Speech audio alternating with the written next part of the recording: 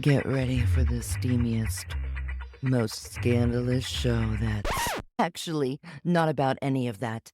Introducing Studio Sinister After Hours Live, where the topics are as hot Oh, yeah.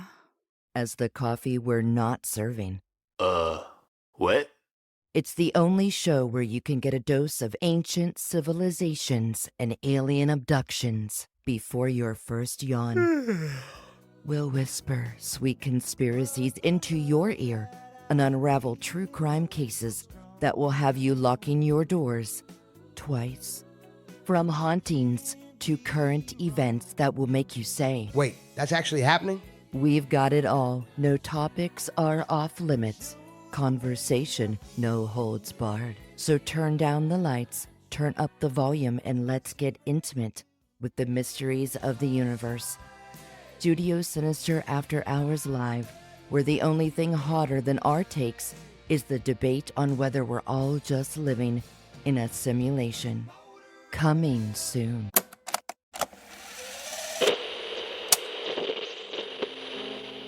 Nationwide, crime is dominating the headlines here in America. My keys, two of my keys are due. What's your emergency? Someone was murdered, I think. Where? Where? Mr. Los Angeles Police Department. I just shot and killed my son Max and my wife Michelle. We are attempting to stay 1 week at the official Conjuring House. Recipe, poverty, drugs, child abuse. There's someone standing right there. You're gonna get back to hell where you came from. Studio Sinister. All right, Sinister Seekers, we have a guest who's not just chasing shadows in the forest. He's chasing legends, mysteries, and the elusive Bigfoot himself. Aleksandar Petakov, the man behind the lens, the seeker of cryptids, and the curator of Curious Tales, joins us. His boots have crunched through pine needles, mud, and folklore alike, but don't let the serious demeanor fool you. This guy knows how to blend scholarly research with a dash of adventure. I wanted to bring Aleksandar on the show because he's not your average researcher. He's the kind of guy who'd pack a thermos of coffee, a notebook, and a trail mix of cryptozoological theories before heading into the woods. And when he's not tracking Sasquatch, he's probably deciphering ancient hieroglyphs or discussing UFOs over a campfire. So, listeners, without further ado, let's welcome Aleksandar.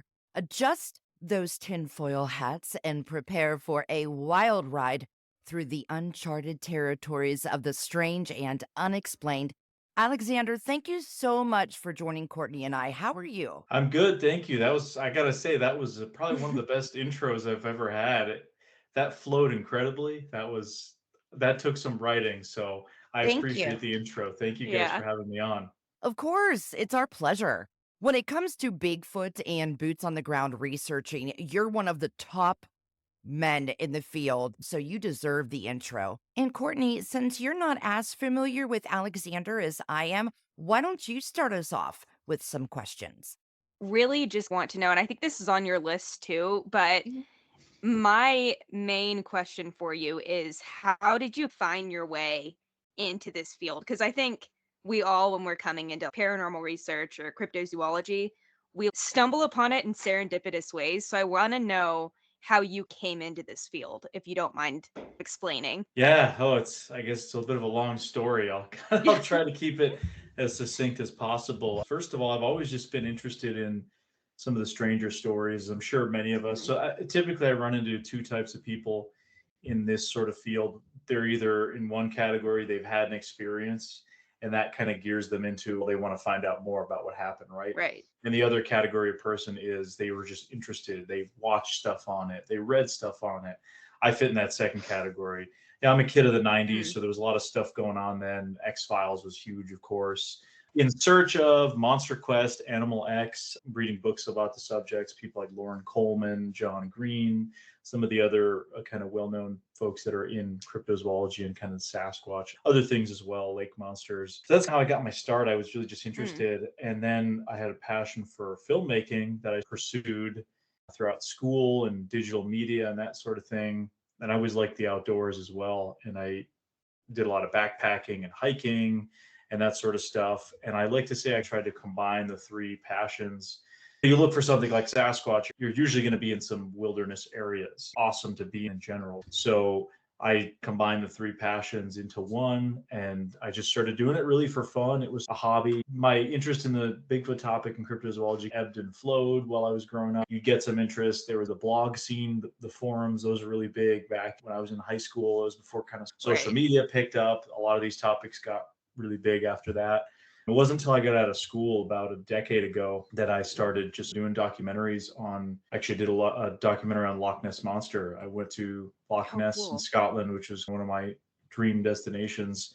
I went over there and did a short 11, 12-minute documentary that's absolutely terrible that I can't watch because it's so long ago at this point. I'm like, I don't want to see it.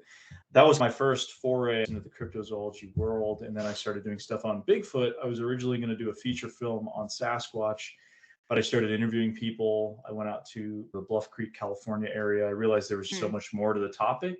I hadn't paid attention to it in maybe about 4 or 5 years.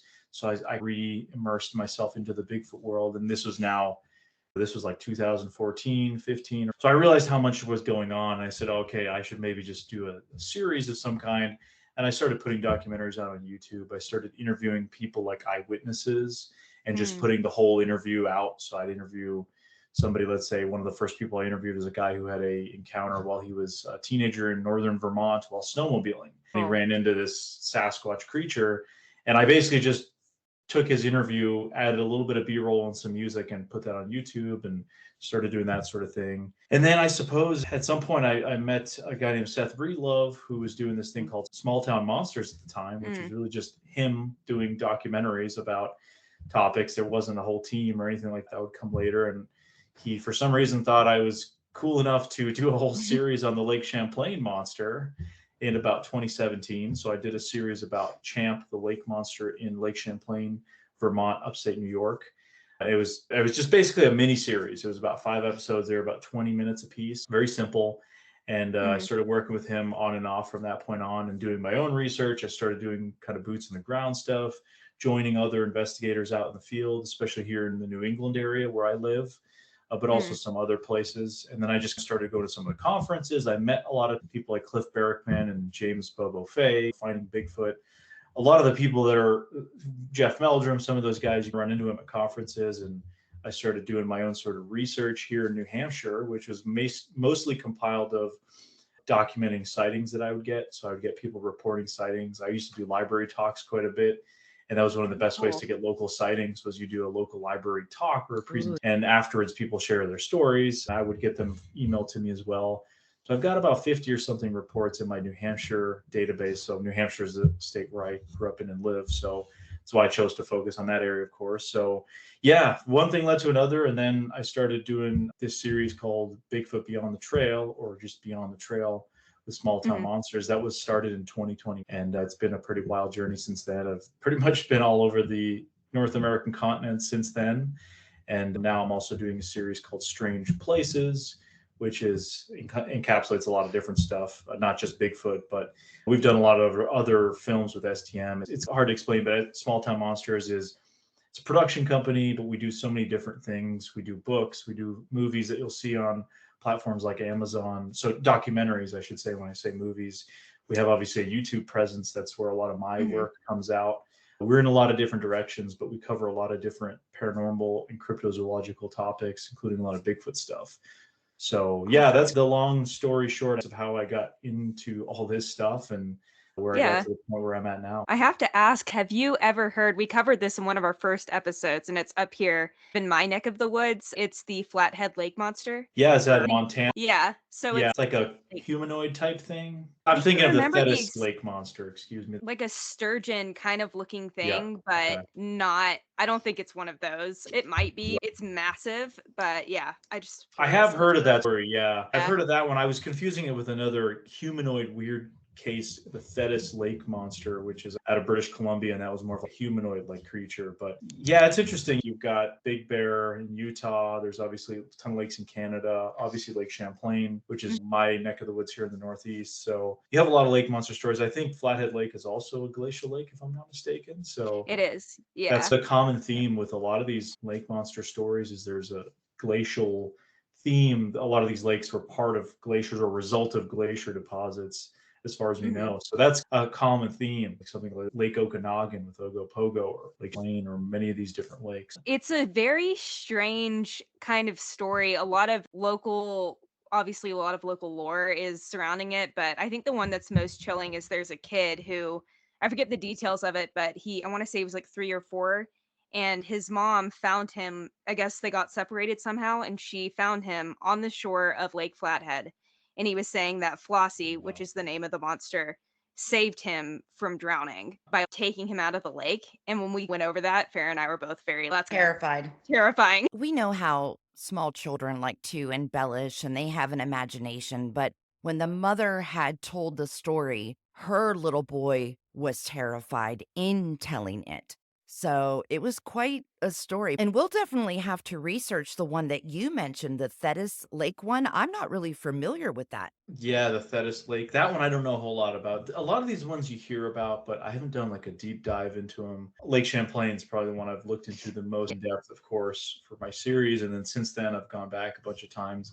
I hope to do a documentary here in the near future about Lake Champlain again, because there's more than just the lake monster stories. I was told all kinds of weird ghost pirate ship stories, UFO stories along the lake. There's just a lot of other weird stuff around there. So that might be something for my Strange Places series in the future, but we shall see. So, Alexander, some may be unfamiliar with the fact that you were born in South Africa, and actually during the last year of the apartheid in South Africa. Could you tell us a little bit about how that journey, living there, being around that culture, everything that you saw around you, did that have anything to do with where you wanted to go in life or the outdoors? Yeah, honestly, I do think so. So long story short, my parent, I'm going to say long story short, and it's going to be a long story. Just a warning. I probably shouldn't even preface with that. But we love long stories, so don't worry about that. Go ahead. So my parents were from this country that no longer exists called Yugoslavia in Southeast Europe,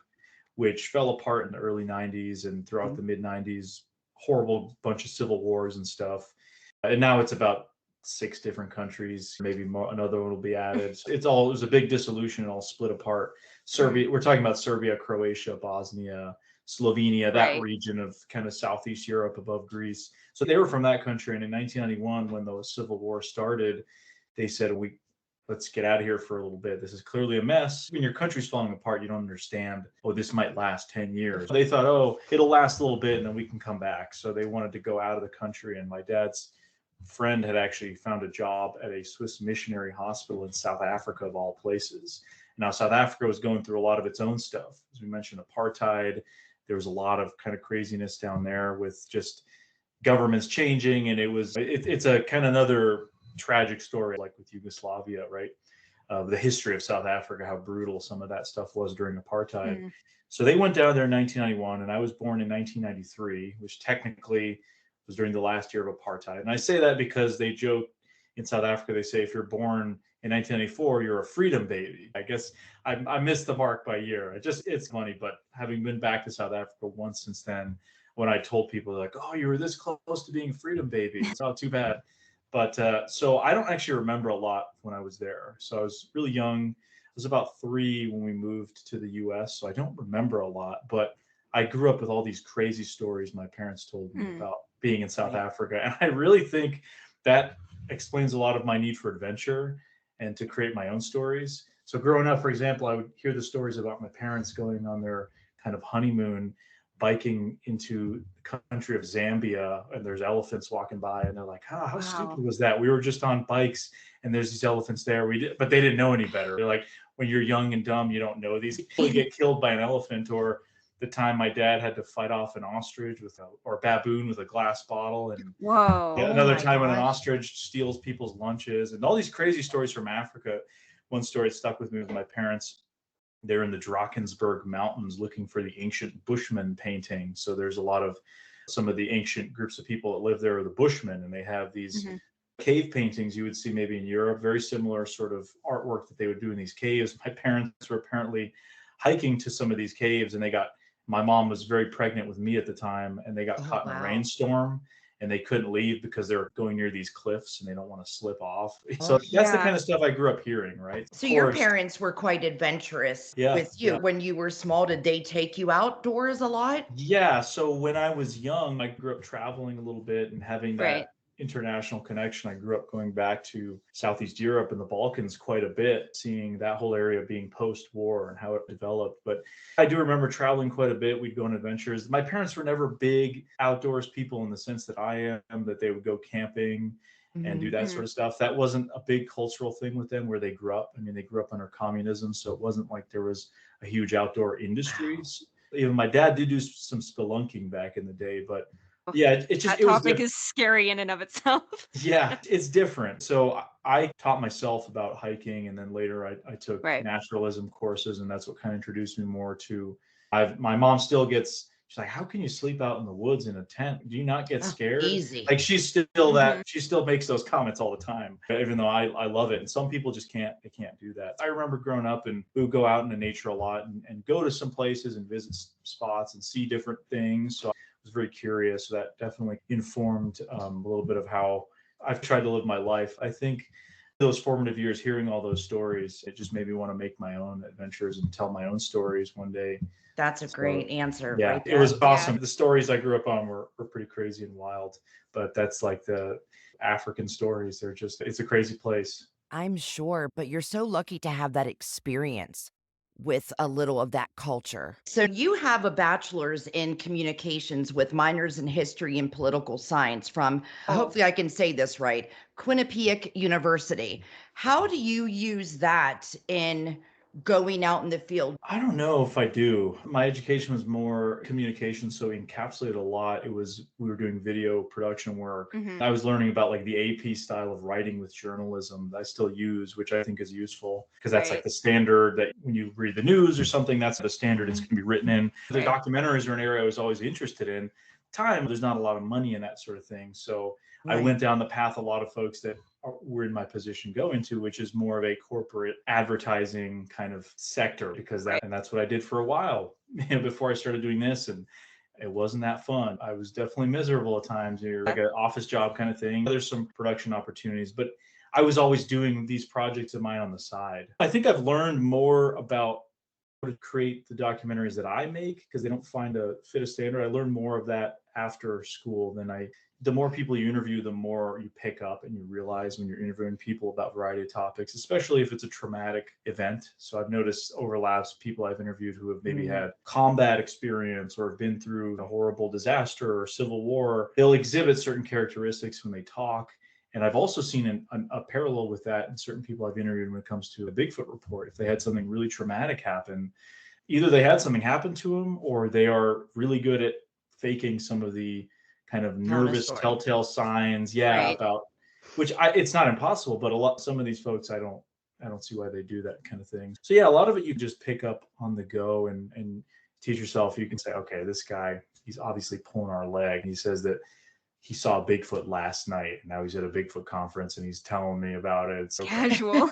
This guy clearly has ulterior motives. He's trying to use his story to get some kind of spotlight, and then is talking already about going on tour and becoming famous. Organic red flag. And that does happen. I run into that.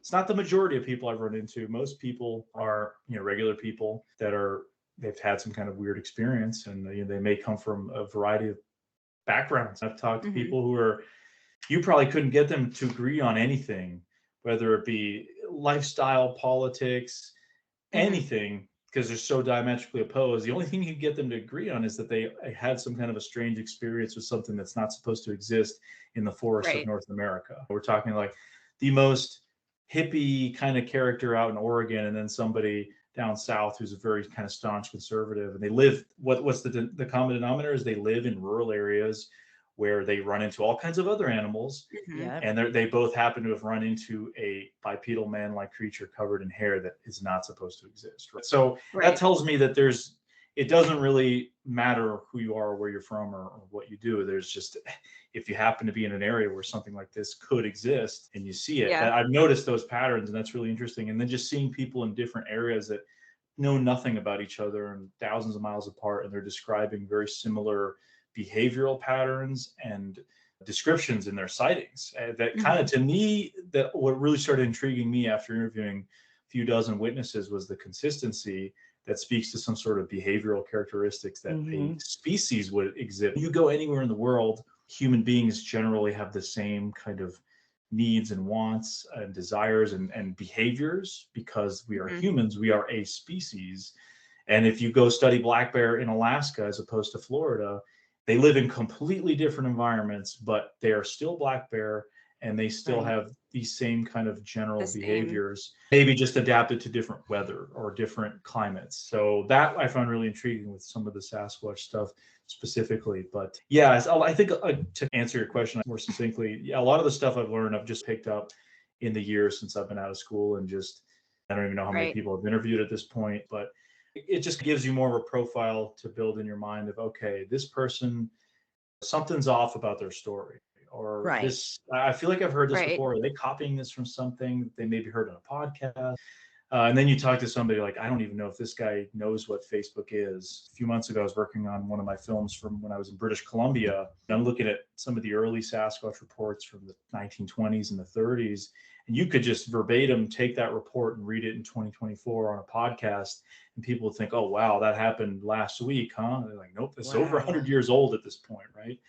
That's interesting. That way predates the internet by a long time. So there's not a gold standard with pre-internet reports, but there is certainly an intrigue there that maybe is not as tainted as some of the stuff nowadays. Now, I see that you have over 50 sightings just in your home state, but you yourself have never seen a Sasquatch. Is that right?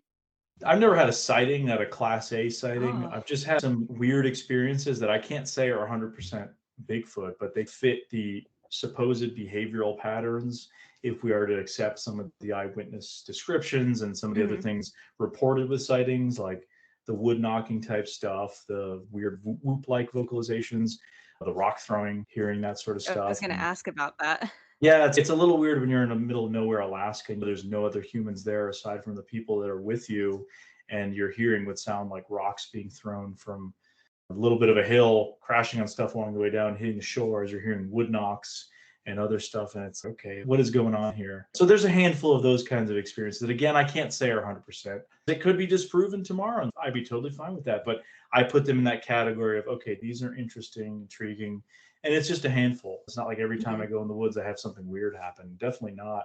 I think if you do have stuff going on every time you go in the woods, I don't know, you may be accepting, you made a Bigfoot on the brain kind of bias where you're just accepting anything. It becomes a Bigfoot, any squirrel, any porcupine in a tree becomes a juvenile, and you go down that path. Unfortunately, I think a lot of people do, but. So in your state, with all of those 50 sightings that have been reported, what's the best credible evidence or story that you have found? Oh man, that's a really good question. So this is a story that I still regret it to this day that I did not follow up. So what happened was I did a library talk. This was like early 2020, I believe. It was right before the world went into chaos, as we know. And I did a library talk. And again, as I mentioned earlier, the library talks, it's really cool getting reports from people in the local areas. And I had a lady approach me and she said, hey, it was either her father or her uncle, I believe. She said he used to be a prison camp guard at a place in northern New Hampshire. And I should just set the scene, actually. New Hampshire, it's a very small state, but it's the second most heavily forested in the U.S. And Maine is right next door, so it's contiguous habitat. Maine has upwards of 60,000 moose. So that's the most in the U.S. outside of Alaska in terms of habitat to support that much animals. 30,000 black bear, and there's thousands of moose in New Hampshire, and they don't recognize the borders. You've got millions of acres of Canada right above us in Quebec. The Adirondacks, huge area to the west. But so northern New Hampshire and Coos County is extremely rural, and there's a place called Stark, and there used to be a World War II camp there. So this lady that I was talking about, she said that it was either her father or uncle used to be a prison camp guard at a place called Stark Camp in New Hampshire, which was a prisoner of war camp. So they had German POWs there in Oh, World War wow. II. And they put them on logging duty, and they call it the city the trees built. It was all logging, lumber, timber. That's it. That's the industry up there. There'd be a lot of trees, a lot of mountains and a lot of trees, not a whole lot else up there. So they put these Germans on logging duty, and apparently they had complained about going into the woods because they were seeing gorillas in the woods, which is very weird, right? First of all, if they're making up a story about trying to get off logging duty, why would they go to gorilla? Why would, if you're going to make a bear or a rhinoceros like a fantastical animal, why is it gorilla? It's a very specific description, right? They were seeing something gorilla-like. And apparently the local guys, the guards said, oh, those are the wood devils.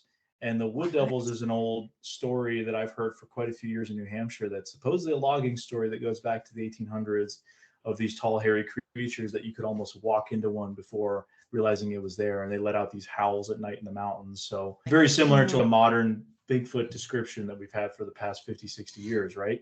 So I found that report really intriguing. She seemed very sincere about it. My biggest mistake was I gave her my card with my contact info, and I said, oh, here, please reach out to me. They never reach out to you, like they lose the card and they forget. So I didn't take her email down so I could at least pester her, be like, hey, can you give me more details? But I was able to write a preliminary report just for after I left the event. And I wrote a report based off of my knowledge and I had in my database. I thought it was interesting also because those guys had nothing to do with the local folk. They're prisoners of war. It's a world war, right? That's like an American GI being interned in some camp in Germany. He's not going to know any of the history of the lore of the area. So the local guys related to the wood devils, which I thought was really interesting.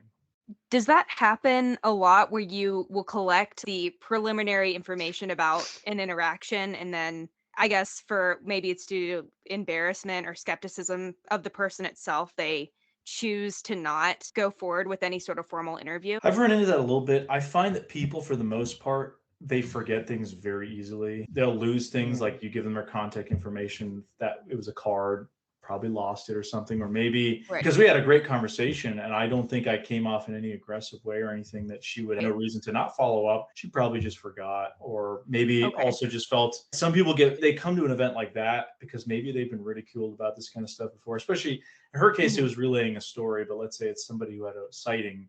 They might not feel comfortable sharing it. Maybe they've been ridiculed before by family. I've run into that quite a bit up here in New England because people they're still a little bit more conservative attitude wise in terms of sharing these stories. And there's loggers up here who they don't share their stories until 30 years after it happened, after they've retired, because they don't want to be the Bigfoot guy on their logging crew and be the butt of endless jokes, because that does happen. I think it's different now in the last decade since the topics have become more palatable and acceptable. I think it's changed. But when I first got into it, it was like pulling teeth with a lot of people. I thought, so that's a really interesting report. I do have plenty of other ones that I think are interesting, but that one really stuck to me because I would love to track down the true kind of origins of it. And that camp was a real place. There was a guy, even one of the Germans, who had escaped and was caught in New York City. And that's a famous story from that camp. And obviously it's been abandoned for a long time. It's basically been swallowed back up by nature, but it'd be really interesting to talk to folks associated with that story. And that wood devil story is one I've tried to track down for a while. And I've gotten reports from people who grew up in the area who said, oh yeah, my grandparents used to scare us if we were in a camp. They don't go too far into the woods or the wood devils will get you. And that's a common boogeyman motif. Most cultures have something like that. That's usually to keep the kids from going off into the woods and getting killed by a bear or falling off a cliff or something along those lines. But it's interesting how you do see that a lot with some of these kind of Bigfoot-like creatures. Really around the continent, I've run into that, where it's almost like a boogeyman story, especially with some of the First Nations. Yeah, didn't Santa Claus derive from Krampus? If you were a bad girl or boy, he'd come get you and put you in his sack and take you away. The Japanese also have something like that, where it's like their New Year's, they have a New Year's monster that'll come down into from the mountains and take children who have misbehaved. I'm Japanese, so that's where my boogeyman childhood comes in, the kind of what my grandma would tell me, which is funny because I grew up in Georgia. But I think it just goes to show it doesn't matter where you're from. I grew up with some of the Slavic mythology. We had the Baba Roga, which was like it's almost like a horned old lady. And that's kind of similar to what the Russians have, which is the Baba Yaga, kind of it's like this horrible witch creature, and she lives in a house on chicken feet. I mean, as a kid, I was terrified of that story, right? Now I'm like, okay, this is neat, right? It's a cool story. But again, so many of these stories throughout different cultures, But what's interesting here in North America, I've noticed, whether it's people that came afterwards, so Europeans, but especially obviously the people who lived here before, the natives, and I've talked to groups of them that in their culture, a Sasquatch-like creature, whatever they call it or describe it as, is almost a boogeyman figure to them. And it puts children in basket on back of its back and takes them off to their cave to eat them. So that's why you don't wander out of the village. That's a story. If you hear a baby crying in the woods, don't go off. It's the otter man trying to get the women and the children, especially the women. So that may be just a story in a dangerous time to keep a woman from wandering out of the village and getting mauled by a mountain lion or whatever the case may be. And if you're and for most of human civilization and our species, we've been in situations where we've had a lot of threats that can kill us and easily end us. We've tamed the world now, so to speak, whatever that means with the post-industrial age, to the detriment of nature. But before that, you got to imagine thousands and thousands of years of human history where we were on the menu for a lot of different critters, a lot of the things out there, right? So we had to have ways to keep people safe. And when it comes to North America with some of these stories, are they based on the real creature, like a Sasquatch type thing? Some of the tales are very intriguing, but again, you're seeing an overlap between groups of people that just live in an area and they've maybe been there for a few hundred years, and then natives who have been there for tens of thousands of years. And it's just, I think the common denominator is the humans. We are telling stories to try to explain things and use them in a metaphorical way. I'm really drawn to Native American stories about star people and Bigfoot, especially considering their long history here. When you see petroglyphs of rockets and giants, you start to wonder, I mean, how did they imagine rockets without knowing our tech? And then there's the sketches that look like helicopters or UFOs next to Bigfoot. It makes me think maybe Bigfoot isn't just an animal. Maybe there's something more, something supernatural that might explain why the scientific community struggles to accept them. What's your take? Do you think that there's a supernatural element at play with a Bigfoot creature? Yeah, first I just want to say about, especially some of the native stuff, what I find really interesting with the Sasquatch type stuff, especially from parts of British Columbia out west, you have really rich artwork, which really look ape-like creatures. Some of these nations in British Columbia have these costumes that look almost like a modern Bigfoot costume. It's just very intriguing. Where would they base some of these anatomical features on? That's a good question, right? But when it comes to what Sasquatch is or isn't, honestly, I don't know. I do lean more towards it being some sort of a flesh and blood species. I think it's probably flesh and blood no matter what it is, because there's still people reporting things being thrown at them, physical impressions being left in the ground. So I think there's something to be said about that. But all the reports I've taken, all the people I've talked to, generally, majority of them are somebody just saw a large ape-like creature, humanoid figure covered in hair, whatever the case may be with a particular Sasquatch, sending it across the road in front of me, or it was going up the side of the embankment and went up in a way that no human could go. A guy in a costume certainly couldn't do it. They're pretty mundane. They're like that. They're just a chance encounter that somebody has, or, oh, it was throwing rocks into my camp and I saw it go between two trees. So there's nothing really weird. And that's majority of the reports I've taken, again, these, in my experience, are like that. There isn't a weirder element to it. Now, there is a minority of reports that have orbs and other weird stuff going on there.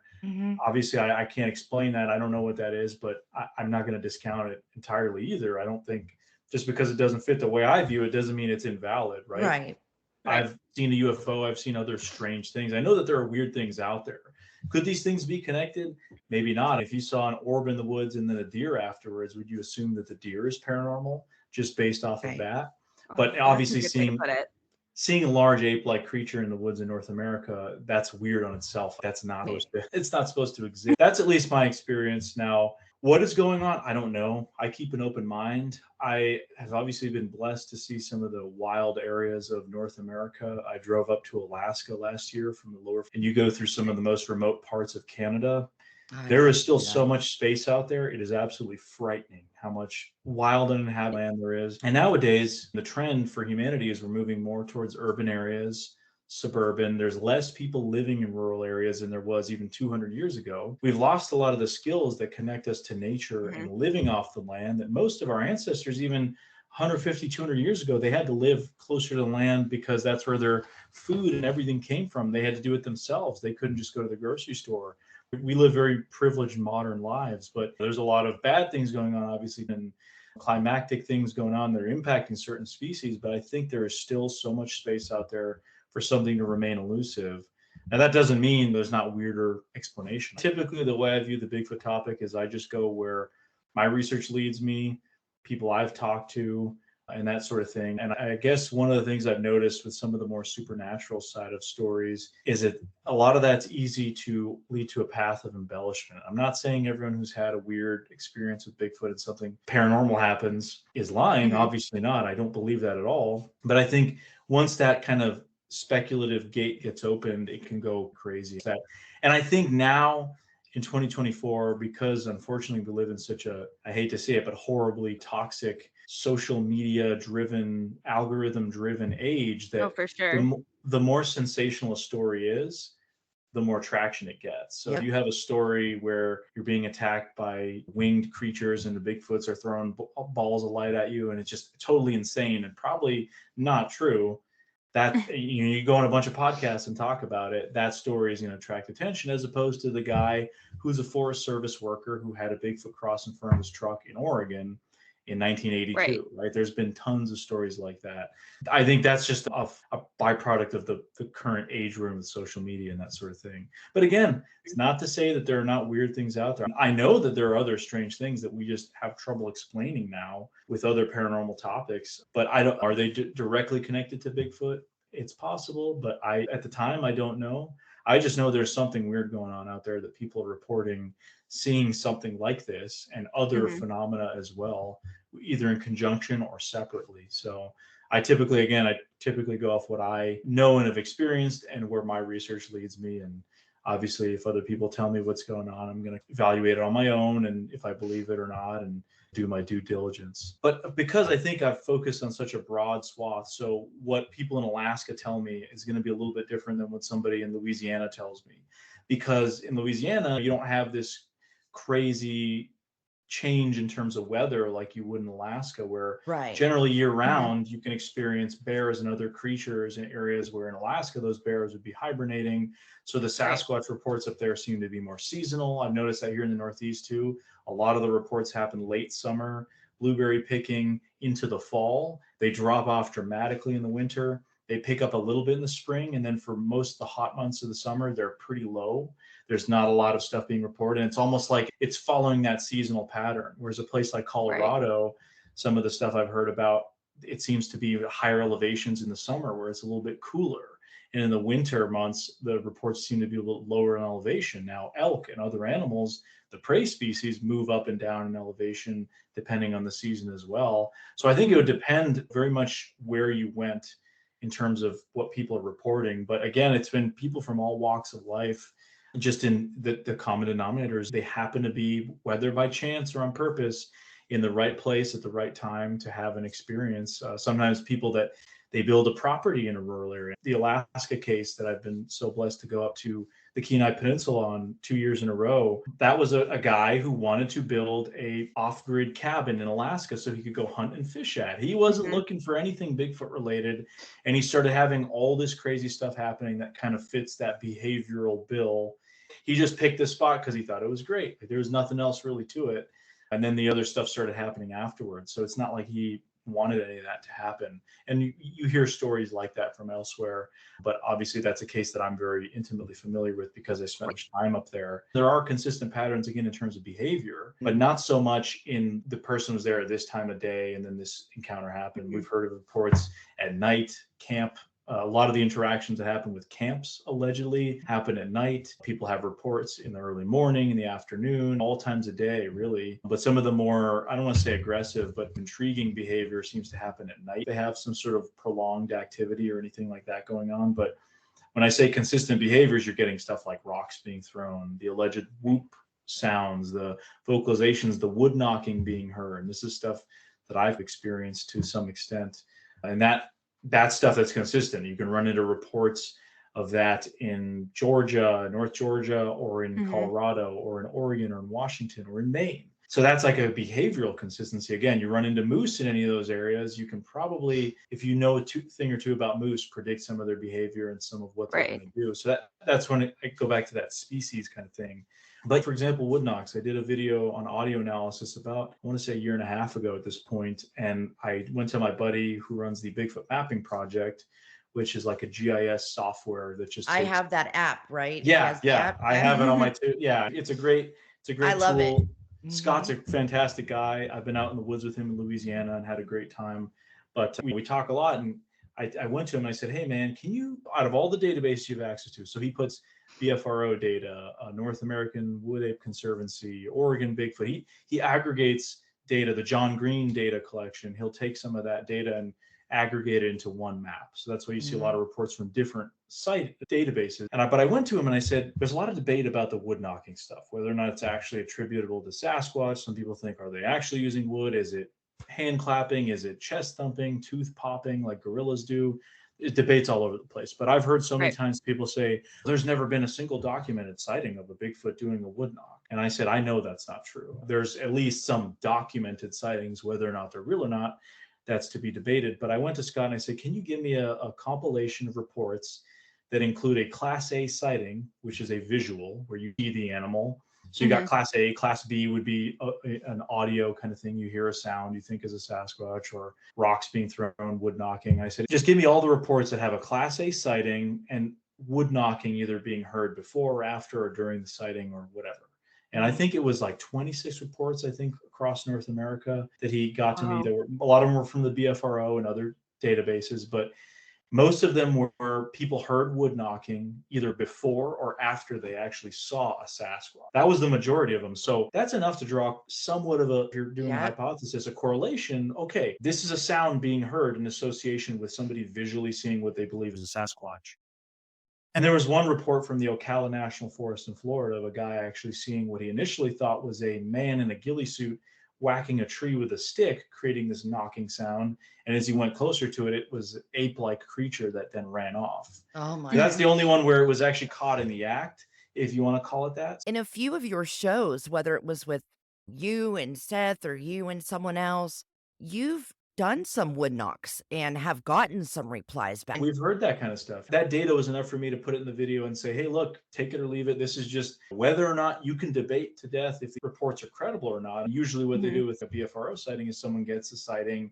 The investigator will then interview the person who submitted the report, do a follow-up if they feel it's credible or not, and then it gets published. So there was at least some due diligence in the reporting of that. But yeah, I thought that was really interesting because I think, and I still hear it to this day, people say there's no evidence that wood knocking is associated with Sasquatch. There's no physical evidence. There at least is some anecdotal evidence based on at least a few of these reports. And we're talking more than 24 at that point, where there is some sort of association, even if by just proxy. So this next question or topic is because of Courtney. She had done a story on the Honey Island swamp monster, and we wanted to do one together as well. And to first clarify, is it the granddaughter that was bringing out all the film and the footprints, or was it the daughter? It is the granddaughter, Dana Holyfield, I believe. I interviewed her back in 2019 when I first went to the Honey Island Swamp. And would you mind speaking on that awesome Louisiana folklore, the Honey Island swamp monster? I'm sure a lot of our listeners would love to hear. Is it real? Is it not? Tell us what you know about it. Sure. If you guys give me 1 second, I can actually get the track I have if you want to just hang on. Yeah, definitely. The Honey Island swamp monster going through the trees. That is the only piece of evidence that I have seen that kind of makes me question my own skepticism with it. But okay, I got some better lighting in here too as it was getting dark. But you're fine. This is the track that I got from Dana actually.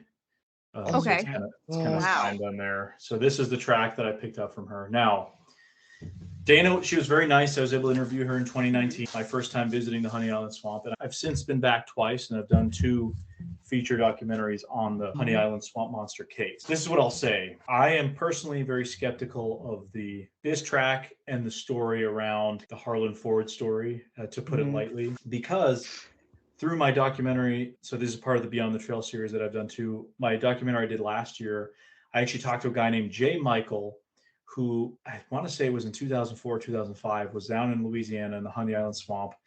and came across a group of people who have a boot that has an alligator kind of foot attached to the bottom. Oh, no. That Okay. when you line it up, the pictures with this track matches perfectly. So it does appear that it's a hoax. That's in regards to that kind of story. So I don't believe that. But this is what I will say. Having been down to the Honey Island Swamp 3 times now, there are still people who have had encounters that fit the bill, again, Bigfoot behavior wise, that they have nothing to do with this story. It's not like this story originated the whole myth or the whole storyline. Right. That's just part of the kind of Honey Island mythos. But I interviewed multiple people. I was just down there a few months ago, and I interviewed a guy who is a retired Secret Service agent who him and his buddy were hunting in the Honey Island Swamp, and they got screamed at by something after dark while out in the swamp, getting out after hog hunting. And he took us to the spot where it happened. And it happens to be a few miles down this dirt road in the middle of the swamp. You're miles and miles into the swamp at this point. And there's nothing but the dirt road around you and then thick woods.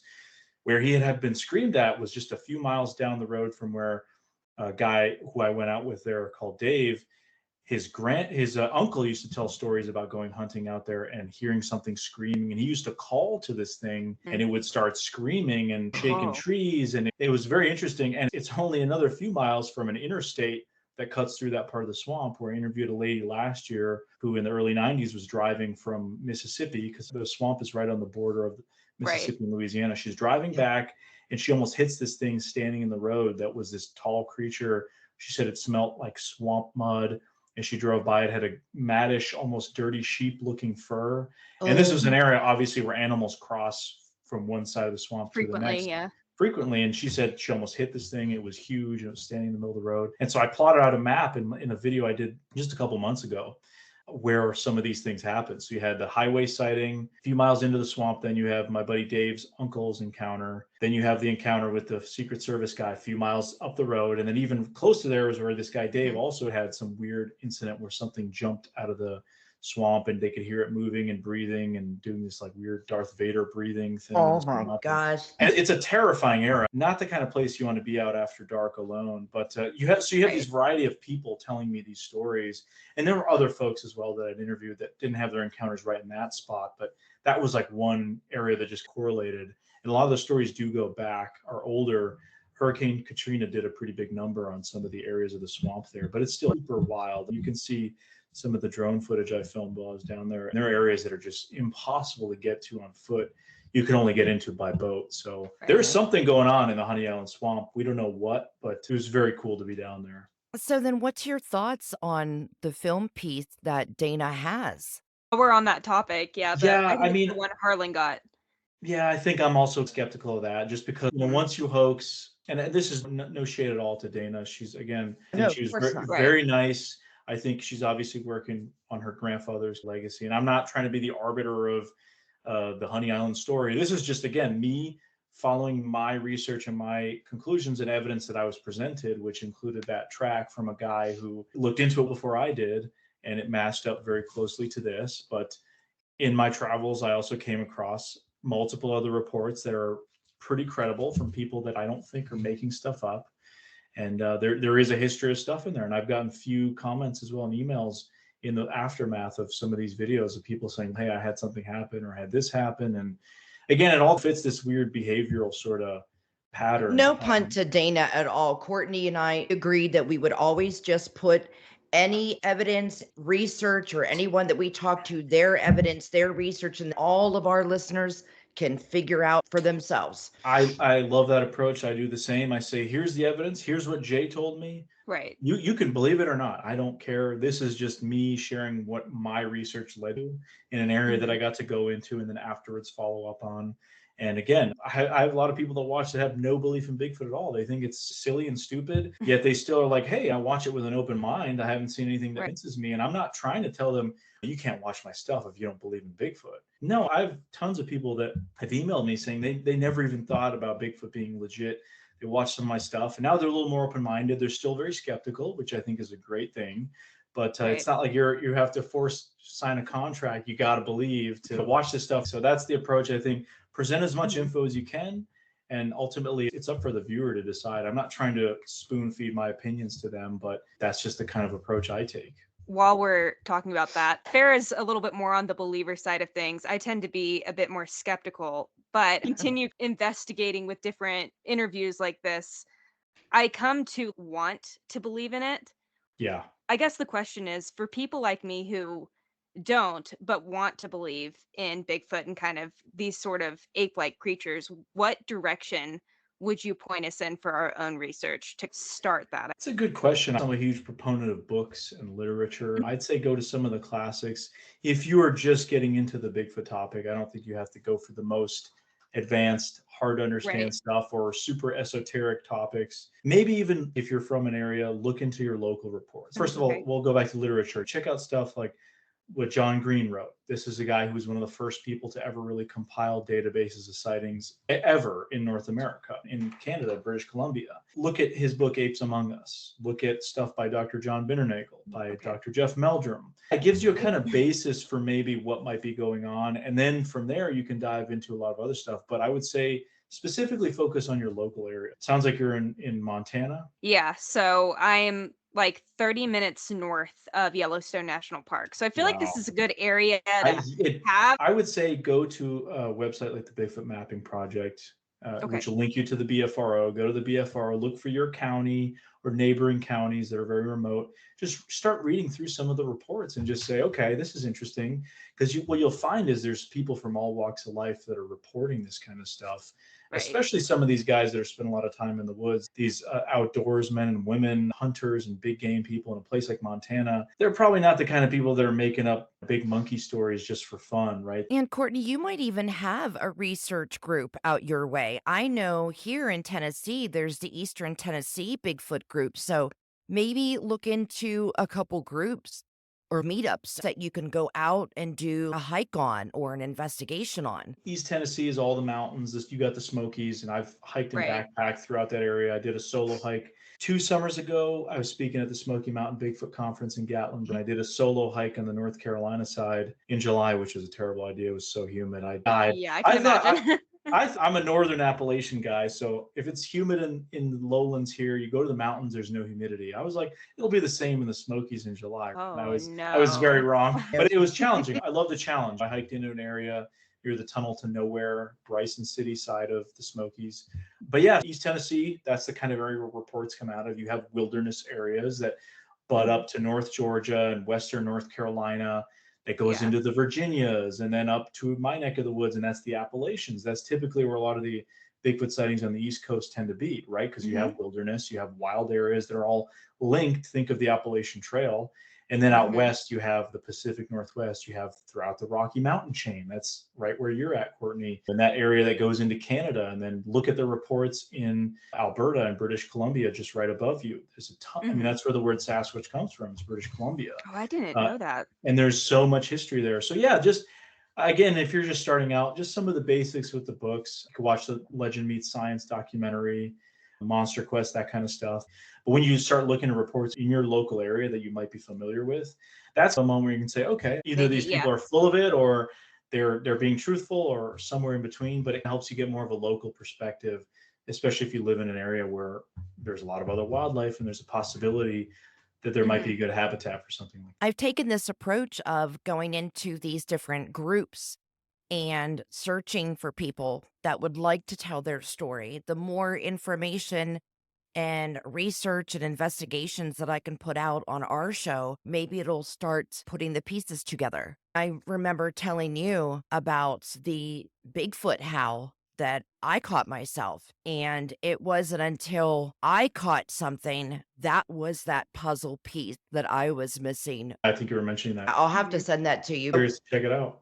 Oh, it is. It was amazing. eerie. Creepy. It's an eerie piece of like footage for sure. And when we had moved from Florida to Whitleyville, Tennessee, I don't want anybody to hear me, but I actually looked where there was a lot of Bigfoot sightings on where the house would be that we would rent. So There you go. so She was we out. Got to keep that Yeah. on the down low, right? Yeah. got to keep that on the down low. But we had moved on 488 acres in Whitleyville, Tennessee, which is about 2 hours from Oak Ridge. That's where the mysterious particle reactor is at. Also about an hour Oh, okay. from Black Mountain, where the Dogman Mhm. sighting was, and many How far is that UFOs. from Gatlinburg? About 3 hours. Tennessee's a big area. I forget. Yes, it's vast, but I caught that Bigfoot howl. I've caught a light beam of some sort that was staring right back at me through the camera. I've caught UFOs. There was this one rainy night. I think we were only living there for about 2 months at this point, and something, I'll use the word inhuman, something inhuman banged on our cabin, because this is a cabin that was built by people back in the day where the quality was sturdy, the wood was strong and sturdy. The bang was with a strength that I couldn't comprehend. It even shook my bathroom decor on the walls, and we grabbed our guns because that's how scared we were. Even my husband said after the fact, only something not right could have done that. That could be easily confused with a bear coming and scratching on, or I guess maybe not scratching, but trying to get in, because we've seen that out here of bears coming out of hibernation and going into the more rural homes or Right. hunting cabins. So I don't blame you for doing that at all, but it's eerie when Yeah, you're that's your first reaction, right? Is going to be, hey, what is this I'm dealing with? Is this going to be a threat? Is it a bear or whatever? I've had where I live in the middle of the woods in New Hampshire, and I just got moose the other day on my trail camera. And I saw that. scary. We get bear a lot, and there's been Mhm. break-ins people's houses around here where bears have broken into people's houses like in Huh. the morning. That's definitely, we keep our guns close around here too, because we don't know what's out there. But there's a few Bigfoot reports here and there. But you live in a rural area, you've got a lot of different things going on. You don't know what it Mhm. is, and if something just starts banging on your house very loud, it's not something you want to happen. That's not a positive scenario. And I've heard this story before from other locations, people who have alleged Sasquatch activity around their properties, and like that the cabin in Alaska, similar kind of stuff, banging and stuff being thrown at the cabin. The reason why I thought it was a Bigfoot is because I had one end of the porch that had a camera, and then the other end of the porch was where you had to jump off to get on the ground. So when we came out, which it only took 10 seconds to get from the bedroom to the sliding glass door and fling it open, and there's nothing there. See What I think. any rocks or any debris or anything like that? No, we didn't. And here's the thing, when you looked at the front of the cabin, we had a porch that was the length of the cabin. Then you see a railing. There was like an 8 to 10 feet drop embankment down into a creek. So whatever did that, as quick as we got from the bedroom to the sliding glass door, we would have been able to see something. The creek you could see to the left and to the right, and nothing was around. I know we were just talking about guns. You carry guns on your trip, right? I mean, I've never seen you with a gun, but do you have a gun on you? I do, yeah. When legally I can, of course, disclaimer, but most of the time, the states I'm in, usually with wilderness areas, it's permissible. We have so many states now that are constitutional carry as well in the US.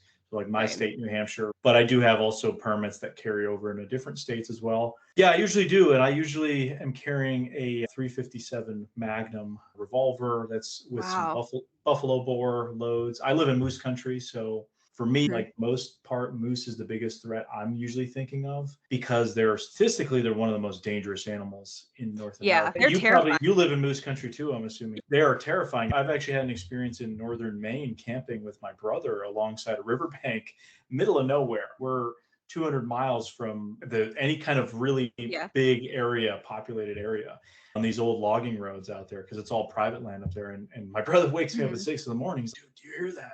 And the ground is shaking, and I just see this silhouette go over the tent, and I realized it was probably moose, but I stuck my head out the tent. I see this big mama moose and her baby right there in the water. Oh, that's not what you And want. I'm like, okay. And she snorted, and they went the other way. But I'm pretty sure we were gripping shotgun or SKS, whatever we had in I the would have tent. passed away.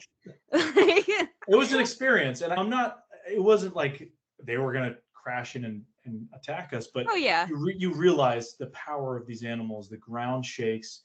You see the hulking silhouette go over the tent.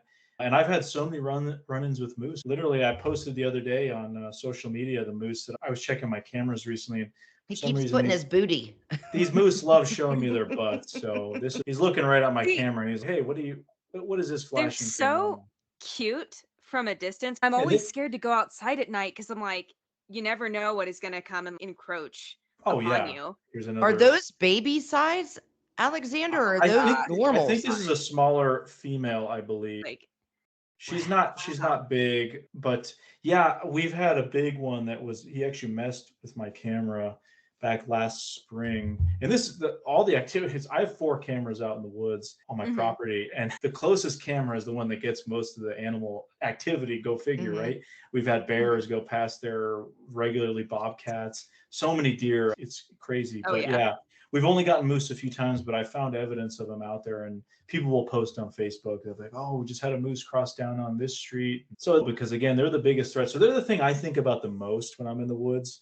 And usually it's like in a place like Alaska, even they're probably one of the statistically most dangerous animal. Now, we don't have brown bear here like you probably do, Courtney, where you're at. Yeah. They have terrifying brown bear, not just grizzly bears, but the Kodiak bears, the brown bears, the coastal brown bears, they get bigger than grizzly bears because they have access to seafood. Salmon. And it just causes them to get huge. So the ones like in Alaska at my buddy's place in the Kenai Peninsula, we're very wary, and we're 12 gauge out there. Is 12 gauge is pretty much going to be your best bet.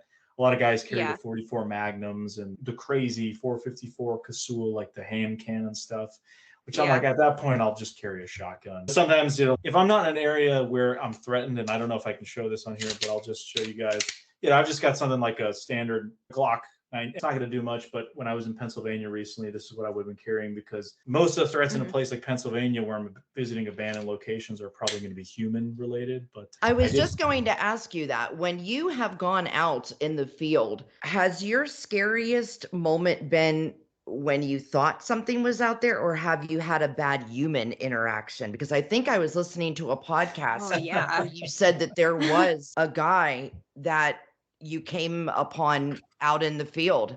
Yeah, we've had some weird things happen. I think it's funny because wildlife, yes, there can be a potential threat. There are big animal like a mountain lion or a moose or a bear. Statistically, those attacks are pretty rare. And I think animals, they're probably more scared of us, than we are of them, kind of thing. I'm not one that likes to say that, oh, you kill these animals. No, I love all these creatures. It would my heart if I had to kill an animal in self-defense. Absolutely. 100%. I'm an animal lover, a nature lover, if it's me versus the animal. But I think humans are probably the bigger threat. Like, we've had some weird run-ins. One of the weirder ones, I'll give 2 stories. One was in Oregon in 2021. We were doing filming in the Mount Hood Wilderness area, and we were with some of Cliff Barrickman's guys.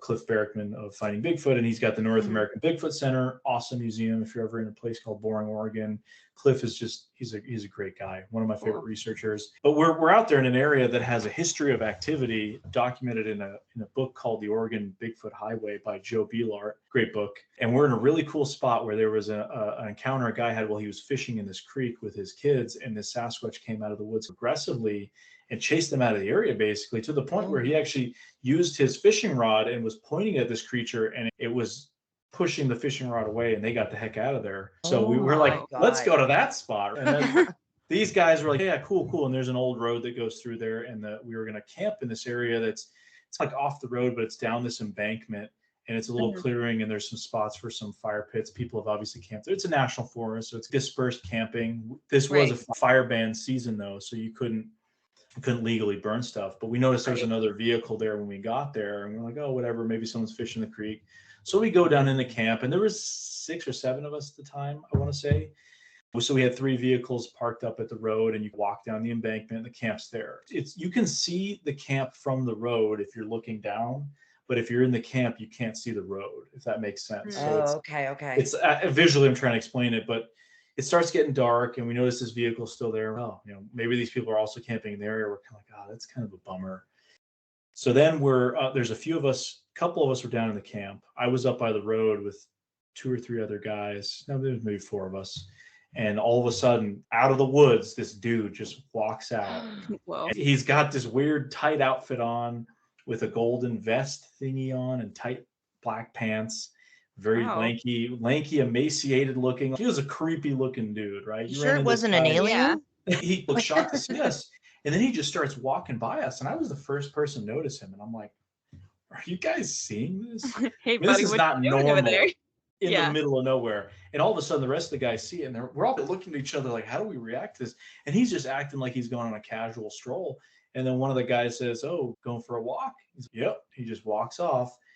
We wait for him to That's leave, and there's an strange. old bridge, and he goes over there. And one of the guys who's with us, who works for Cliff Berrickman, said, there's no road out there. It's just, there's nothing out there for him to be going to. Where's he walking to and from? We're miles into the forest. And we actually were lucky enough that on his truck, he had a dash cam front and back. We filmed the guy. We put him in the video because we were like, this is so freaking weird. So we were just put out by this. I was open carrying at the time. I had my .357 revolver on my hip. A bunch of us were carrying, so we weren't concerned. But we noticed as then it got dark, we see off in the distance, there's a circle of tiki torches and people singing and chant. I don't know if they were chanting or singing. Gosh. But I remember zooming in with my handy cam, and we're like, what this is so weird. That guy was creepy. We look into the truck that's parked up there, and there happened to be golden animal bones painted hanging in the truck and a pentagram. Oh, no. Like, we're not that far from Portland. And then I started walking through the woods because I was going to try to sneak around and see. And I realized there was a series of little trails, and I followed it up, and it's the trail that he took up that took us out of the woods. And I realized what he was probably trying to do was circle our camp to see what we were doing. Because again, you can see the camp from the road, but not the other way around. So he didn't know we were up at the road. He looked surprised to see us. So it was just like, you know what, guys, let's get out of here. We didn't even fold up the tents or put them away. We just folded them and threw them in the back of the vehicles. And we're like, let's just go to a different campsite. And we drove to a very beautiful overlook valley campsite that was way cooler looking. But that you was don't that know was how weird. that could have ended up. Oh my gosh. That was bizarre. So weird, and it's strength in numbers kind of thing. It wasn't too weird. And the other really weird encounter that happened it's happened to me and another guy named Tate last year. We were down in the Everglades. We're in this Picayune Strand State Forest, which connects to the Fakahatchee Strand Forest, Big Cypress National Preserve, the Everglades, and you've got almost 3 million acres of protected land out there. It's larger than Rhode Island. And it's just that you got Florida panthers out there. We were finding Florida panther tracks and bears and alligators, skunk ape reports. So, we were looking for panther stuff, and we were pulled over on the side of this road in this weird area in Picayune Strand Forest, which they were trying to develop into some kind of a neighborhood city development. Never went anywhere. It's where the term "I got swampland in Florida to sell you" comes from. It was this big scam thing. So you can off-road in this area, and there's like city blocks, but there was nothing ever developed. They had just logged the land. So now it's all these dirt roads, and there's these canals that I don't know what they would have been. Watched. Yep. It's weird. It goes back in there. It goes in there, and it's very weird looking, right? So we were just pulled over, and all of a sudden we start seeing out of this area we couldn't even get through with the Jeep. It was so much water that links to another state forest. We see these like Humvees start coming through, and then these swamp buggies, which are these in Florida, these elevated vehicles where they used to get into those areas where the water is flooding. There's like a convoy of them, and there's these guys that they look like they're from Central America, I would assume, and they were all like masks on, backpacks, all this gear. We're just like in the middle of nowhere thinking, what is that? What is happening? There's Humvees, like they're not military Humvees, but they're just little Humvees and swamp buggies in a convoy. And there was probably 6 or 7 of these vehicles that just popped up, and we were just thinking, what the heck? And again, we were both open carrying there, but it would have been us against 40. I don't want to say we didn't feel threatened, because it was a very weird scenario. And I can show a little video here, because I didn't film while they were here, but I did afterwards. Let me see if I can get this. I wonder what they were doing. Holy shit. Whoa. I was too scared to film them while they were coming by, because I'm thinking, what is going on? But you can see in this photo right here, see the Humvee, and then and it looked like some kind of smuggling thing. We're very close to the coast, the Gulf of Mexico. Yeah, that's what I'm wondering. This was like a scene you'd see in Arizona or something with the border stuff going on. We were casting alligator footprint casts with plaster and just hanging out on the side of the road when all of a sudden this convoy goes by. So we didn't know what to make of it. I think what it ended up being, I think it's probably connected to the Florida citrus industry. They hire a lot of people that might not be legal residents. I don't know what they were doing, moving from one state forest to another, using these roads that, again, we couldn't even get through with a Jeep, how much water they were it was just very weird. It was, and there's a Yeah. helicopter that went by afterwards. And so, yeah, you run into weird stuff in the woods, and I don't know, it's a bizarre one, but yeah, kind of circle back. Like I'm usually carrying something in the woods just because you never know. We've stocked up our guns the past year, but I'll grab a piece of gear I want to show you guys though, since we're on this topic. If you just give me 1 second, I'm going to wear this rest of the show, but this is something that I've been wearing now. You've probably seen it in the videos. Yes, I have. Oh my gosh. I'm trying to get this without the headphones in the way, but this is a chest rig by Hill People Gear.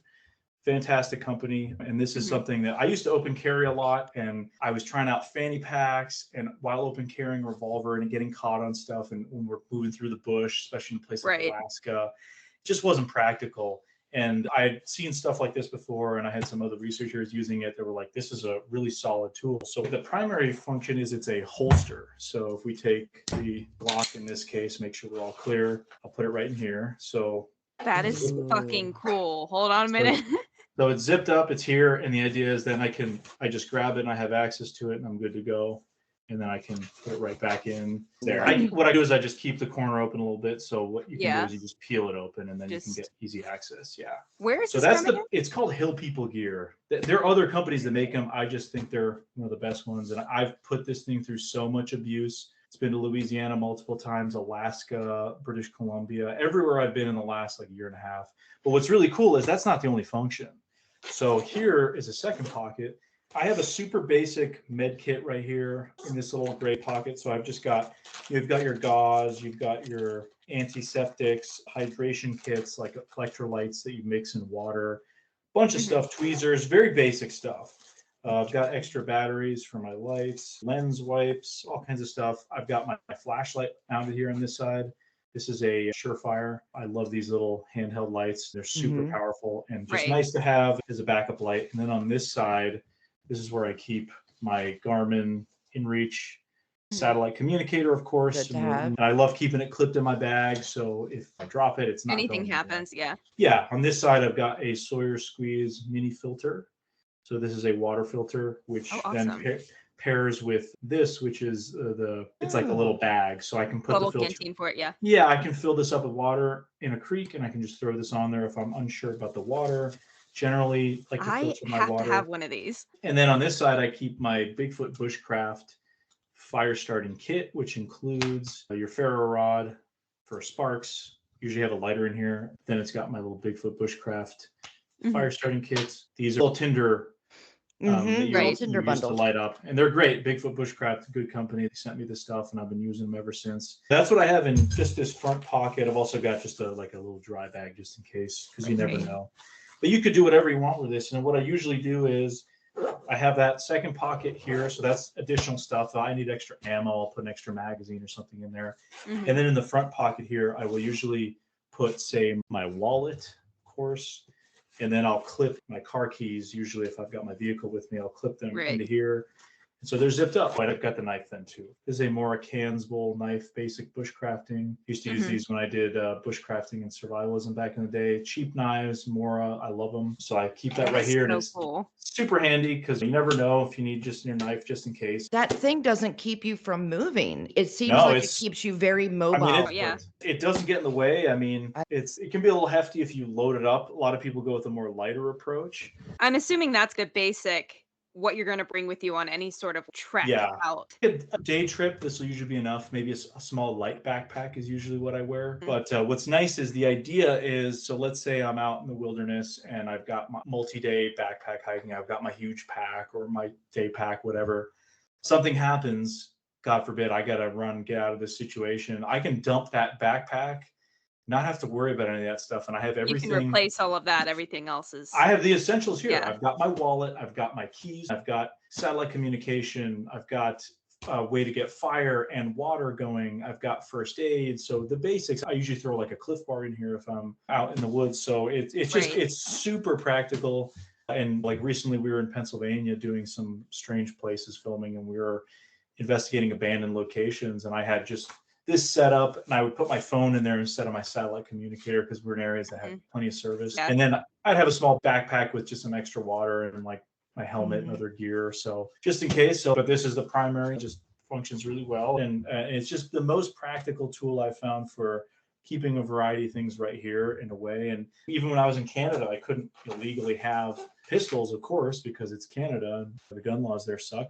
But I would even put like a can of bear spray here that would somehow fit the basics. Like I've got 3 cans of bear spray in my closet now for just around the house. But you can even attach the side holster of the bear spray to the side of this, and you can add different attachments. Can you go through a little bit of what you use to photograph or thermal cameras, anything like that? Yeah, usually I'm a huge proponent of thermals. So thermal cameras like pulsars. I've actually got a bunch. I've got a lot of batteries here. That's just camera gear. I've got a bunch of GoPros, drones up there. That's night vision and a thermal unit. And the other thermal unit I use, some of the other small town monsters crew members are using that now. They're actually filming down in North Carolina for a few days, like right now as we speak. So they're doing some stuff with that thermal camera. But yeah, pulsars, Sony. So I use like Sony. Got Sony A7 there. It's a Sony Handycam. We use it a lot for the night vision kind of stuff. I know when you start, you slowly graduate into bigger and better equipment. Yeah, there's so many good choices nowadays, but something like a GoPro, they do a lot of versatile stuff, basic Sony cameras. I found what I've tried to do over the years is stuff that works for me, minimize weight, like very basic setups.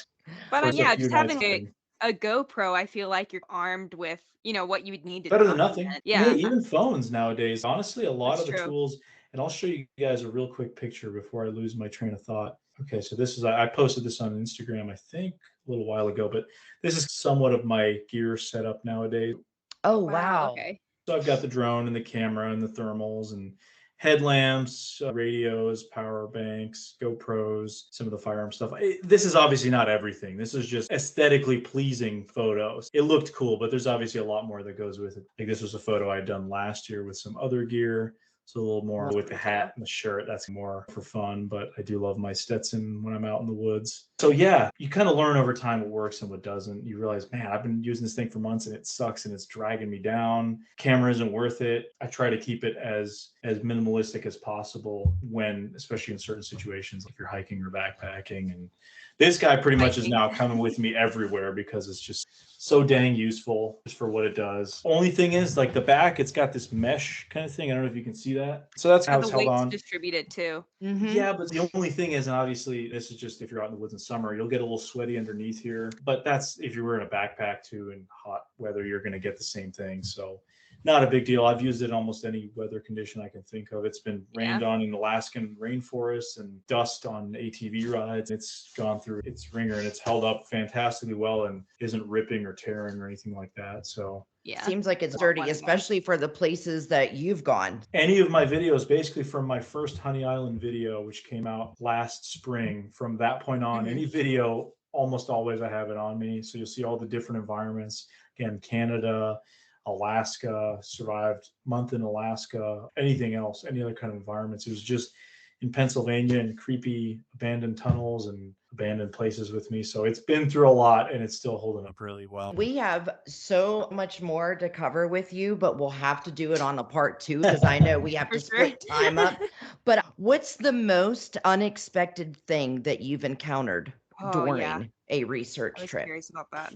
Have you yourself seen any UFOs? Yeah, so that's what I was going to talk about. The weirdest thing I've ever seen was a UFO, and I can only call it UFO by definition of the word. In 2019, I saw it in rural Pennsylvania. Actually, like just about 2 weeks ago, I went to that spot where it happened for the first time since 2019 because I'm working a little video about it.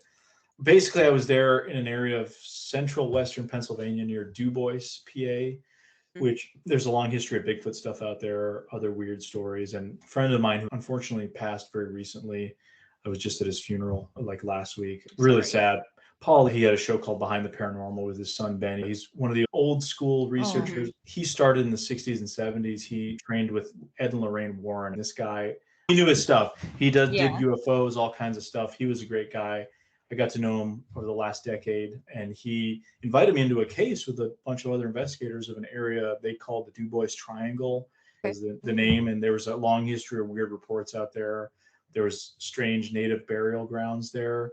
which exhibited pottery styles that hadn't been seen in other parts of Pennsylvania. There's supposedly a meteorite crash at this location. Whoa. There's a lot of weird stuff going on. Yeah. I didn't care about any of the high strangeness at that point. I want to hear the Bigfoot sightings. Shut up about the other stuff. I will claim ignorance on that one, right?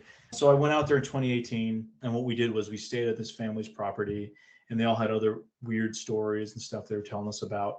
And we did like a town hall meeting with local people that shared their stories. And I interviewed people who did Bigfoot stuff. One of my other guys who was there, he interviewed people about UFO stuff because that's more what he was into. So everyone had something they could gravitate towards. We go back to the same location in 2019, and we did this kind of investigation on the property where a bunch of us were in different locations. I was down in this ravine with a history of alleged Bigfoot activity, and it was raining all night, and then it stopped and the skies just cleared up. It was amazing. And everyone's getting tired of being solo in all these different spots. And they're like, hey, why don't we reconvene up in the field by the house and we'll just do some star watching. Let's just have fun. So we all meet back up there a few hours later. We're just hanging out. We've got one of those apps where you can see, oh, that flight's going from Philadelphia, because we're in between Pittsburgh and Philadelphia. So you're in the part of Pennsylvania where there's nothing. And I start noticing at one point in the sky, there's this, what looks like I thought it was a cloud at first with the moon behind it. And I'm like, oh, that's kind of weird. Why is the moon there? And it's in the sky above the horizon, and it just starts moving in this weird undulating leaf in slow motion kind of pattern. It's just up and down. And it's like an illuminated haze, like it was a cloud that was illuminated. That's the best way I could describe it. And it just starts meandering through the sky around. And we're all start seeing this and we're like, okay, what the heck? Yeah. A bunch of these guys are UFO nuts. Like they love this stuff. One of the guys interviews a lot of experiencers, and that's his thing. I was the kind of the Bigfoot guy, like the token Bigfoot guy at the thing, because we all had different things we were into, and that was the beauty of the case. But we start watching this thing. And at this point, there's about 5 of us watching. We're looking at it. Oh my God. And all of a sudden, these small lights, again, this is a hazy object, undefined, and these smaller defined lights, orbs, whatever you want to call them, shoot out of it, fly around it, and back into it. And at this point, you can hear, I have the audio recordings of what was going on. People are like, oh my God, did you see that? It's shut up. We're like little kids at this point, just screaming at the sky, watching this thing. And one of the guys at the time, I was doing star photography, so like astrophotography. So at the time, I had a Canon 70D camera with a 10 millimeter Rokinon fixed lens, which meant it's super wide. Yeah. Because I'm doing time lapses of the stars and getting photos. And I'm like, crap, I don't want to go back to the house and get my other lens. One guy starts filming with his phone. You can't see it. It's too far away. Yeah. Unbeknownst to us, Paul has run back to the house and is already back with his new night vision goggles that his I gotta document this. And he starts filming it. So we have footage of this thing moving away from us, and it has this other object paralleling it. And it was just so weird. And we watch this thing until it goes over the horizon, and then it disappears. And we're like, okay, what the heck was that? And then all of a sudden, just 2 of us see what looks like a little light just shoot up into the sky, like one of those hyperspace Star Wars type. I'm trying to see so I can show you this. I do have the whole write-up on my website, but this is a photo of the object. What? I don't know if it's reversed for you guys. No, it's right good. way. Okay, because for me it's reversed. So you can see the object there, and then that small object moves parallel with it. And if I can get the video to work, I can show you guys the video. You said that this is linked on your website? Yeah, it's on my website, Petakov Media. So you'll notice the hazy object and the other object moves parallel with it, higher time. Oh my gosh. And then later on, it becomes part of it. And you got to realize this is handheld shaky footage. I want to show you towards the end of the video, it becomes like a weird ball. Now you'll see it's morphing. It changed shapes, and it's super shaky. That's I apologize. crazy. Whoa. No, that is, guys, we'll have this link down in our show notes just so you can get an idea of what we're talking about. Yeah. Well, wow. I have no words to explain. So look at the center. Yeah. Look how solid the center is. Yeah. And the sides almost have this, I call it the candy wrapper because it reminds me of a little candy wrapper. Exactly what it looks like. Wow. So I've got the full report, and this is then, because that was it was in the negative format. So this is what it would look like straight off of the camera, because again, it's night vision. Yeah, but you can still see the object parallel to it. So I just flipped the colors and just made it negative, which kind of helped the details pop. But weirdest like thing I've ever seen in my life. Hands down, as far as UFO goes, that's the weirdest footage I've ever seen. And it goes over the horizon and it does this, flies away, and we're just flabbergasted at that point thinking, what did we just see? A bunch of these guys are like, man, that's the craziest one I've ever seen. One of the guys, he's been out west to these ranches where they see UFOs all the time. That was nothing compared to this. And I say UFO, just unidentified flying object. Yeah. So I don't know. Could this be some secret government tech? Sure, maybe. I consider myself pretty competent with flying vehicles. I've flown a lot in my life. I am a drone pilot, registered with the FAA. I've been flying drones now for quite a few years. Like, I know a lot of things in the sky. I've seen other UFOs where they're like little stars and they look like they're moving quickly. This was not something that was atmospheric in the stars. This was like close to us, not super close. And then the weird thing, and I don't know if this is exactly connected, but the following night after that, we had this weird audio experience in the same area, which again, it's very strange, but we were in the same area and around the same time. We were actually inside the house that was next to the field where we'd seen this thing. There was a bunch of us standing around in a garage where I had some of my camera gear laid out on the table and my drone. And back then it was like a gigantic drone. This was a few years ago. So I had all my gear out on this table, and there's one guy in the basement studio apartment getting ready to go to bed. And there's a few of us staying there. And we just start hearing this beep kind of sound just start going. No. Oh my and they're all looking at me like, hey, it's some of your gear is making noise. And I'm like, none of my gear makes that noise.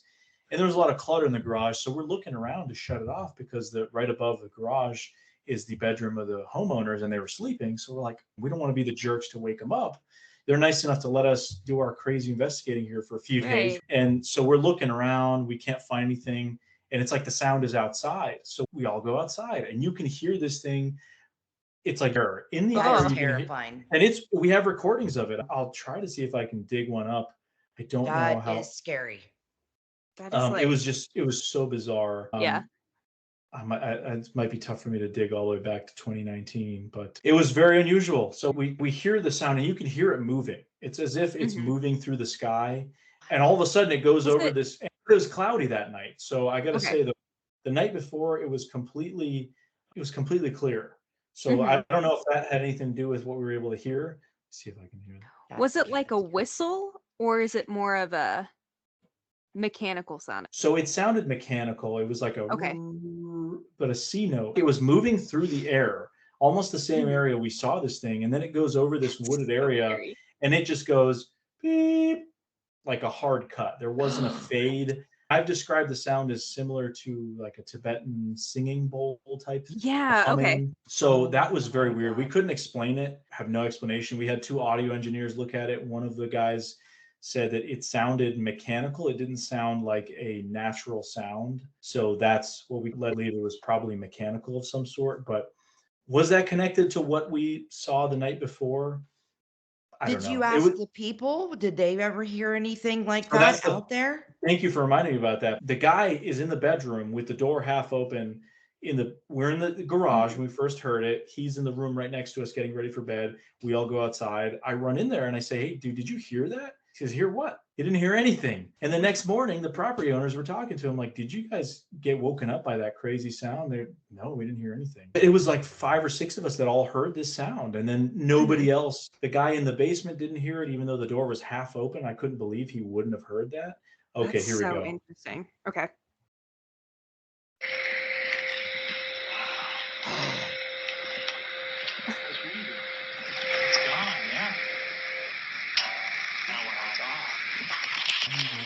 Did you almost hear how it cut? I'll play it. Yep. It just stopped.